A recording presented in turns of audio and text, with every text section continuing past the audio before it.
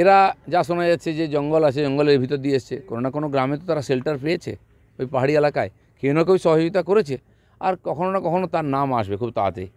কিন্তু এখানে যদি বিষ থাকে তাহলে তো ওখান থেকে আসবেই, সেটা তুলে ফেলার চেষ্টা করে সরকার। যে কাজটা করবে সুসংগঠিতভাবে, সুনিয়োজিতভাবে করবে, যাতে দ্বিতীয়বারের ঘটনা না ঘটে। 3 বছরে 5 বছর হয়ে গেছে, 6 বছর হয়ে গেল, 370 উইথড্র হয়ে গেছে, কিন্তু আমি তার মধ্যে 2বার কাশ্মীর গেছি।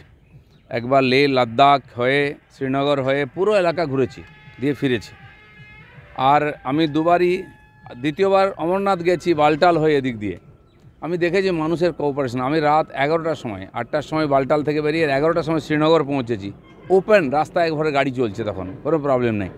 তো যারা খুব আগ্রহ করতে চলছে গণতন্ত্র ফিরিয়ে দিন, নির্বাচন করুন, মানুষের হাতে অধিকার দিন। আগে পঞ্চায়েত নির্বাচন হলো, লোক অংশগ্রহণ করেছে, বিধানসভা নির্বাচন হলো, সরকার হয়ে গেল। 6 বছর 8 বছর যেখানে ঝামেলা হয়নি, পাথর পর্যন্ত পড়েনি, সেখানে গুলি বন্দুক চলছে কেন? গ্রেনেড বম ফাটছে কেন? তার মানে যারা নির্বাচন চেয়েছিল, সরকার চেয়েছিল, তারাই কি করাচ্ছে? নির্বাচিত সরকারের সময় এত বড় দুর্ঘটনা হলো কেন? সারা দেশকে, দুনিয়াকে কাঁপিয়ে দিয়েছে। আজ তো কেন্দ্র সরকার, এবং হওয়ার সঙ্গে সঙ্গে গৃহমন্ত্রী পৌঁছেছেন, কেন্দ্র সরকার যেটা বলেছিল সেটা করে দেখিয়েছে। তোমরা পারোনি। কেন্দ্র সরকার ফোর্স দিয়ে হোক, যেভাবে হোক, এবং পরবর্তীকালে সাধারণ মানুষের বিশ্বাস জিতেছে। প্রতি বছর প্রায় 1.5 কোটি পর্যটক যাচ্ছিল গত 3 বছর ধরে। জিজ্ঞেস করুন ওখানকার মানুষের, তারা হাহাকার করছে। ওরা বলছে ওরা আমাদের অতিথি, তাদের অপমান অত্যাচার করছে, আমরা ছাড়বো না।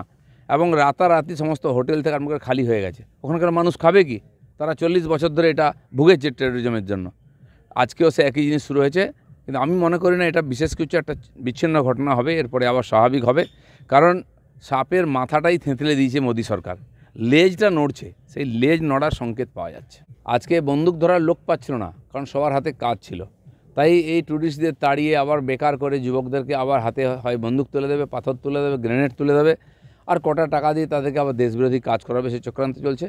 আমার মনে হয় যে ধরনের প্রতিক্রিয়া দেশ জুড়ে, দুনিয়া জুড়ে হয়েছে, এটা ওখানকার কয়েকজন বিচ্ছিন্নতাবাদী নেতা বা কয়েকজন জঙ্গি এটা পারবে না। সরকার আছে, সরকারের সঙ্গে পুরো দেশ আছে। আপনি দেখুন যে জওয়ানরা শহীদ হয়েছেন, যে ট্যুরিস্টরা শহীদ হয়েছেন, তাদের প্রতি মানুষের সমবেদনা দেখুন। মানুষ একদম ঝাঁপিয়ে পড়ছে তাদের সম্মান সমবেদনা জানাবার জন্য। এবং দেশ সরকার তো আছেই।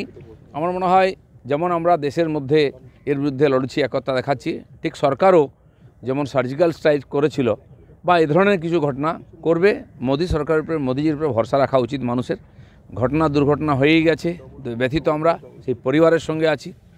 যে মানুষগুলি চলে গেল, তাদের আত্মার শান্তি কামনা করব ঠিকই, কিন্তু এই সংকটের সময় দেশের অস্তিত্ব, একতা, সুরক্ষার জন্য একসঙ্গে আমরা লড়ব।